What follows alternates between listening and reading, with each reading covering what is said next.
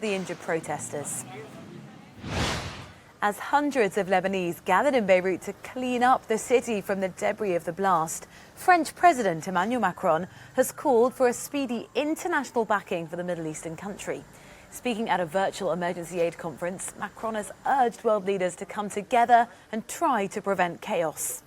The people of Lebanon are free and proud and sovereign. It's up to the authorities of the country to act so that the country doesn't sink and to respond to the aspirations that the Lebanese people are expressing right now, legitimately, in the streets of Beirut. We must all work together to ensure that neither violence nor chaos prevails.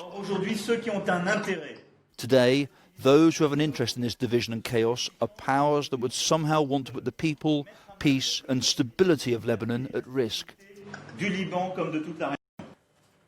Let's go to Paris to find out more with our reporter Guillaume Desjardins. Morning to you, Guillaume. President Macron made it very clear there. He stressed the need for international aid for Lebanon. What was accomplished at the conference yesterday, and does it seem like some of those other world leaders were listening? Well, indeed, many world leaders were gathered yesterday during that virtual conference of donors under the impulse of the United Nations and President Macron. American President Donald Trump was part of it. He actually tweeted yesterday that everybody wanted to give money to Lebanon, and that is actually quite true.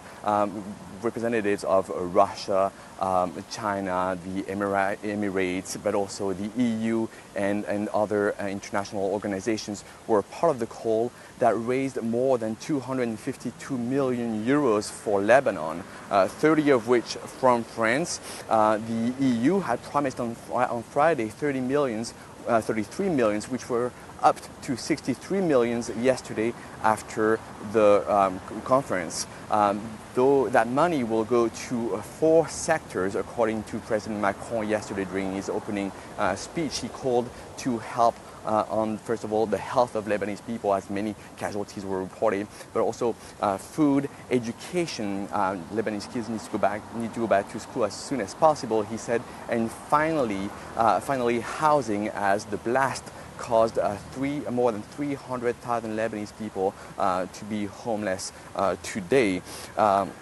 That is on top of an economic and political crisis in Lebanon. As you showed already, President Macron said that what's at stake is the future of Lebanon, I quote, the future of Lebanese people and the future of the entire region. Oddly, Israel, which was not part of the conference, but who is still technically in a state of war with Lebanon, actually pledged to help yesterday, which would be a good thing, since that catastrophe, President Macron said, could destabilize the region and threaten peace.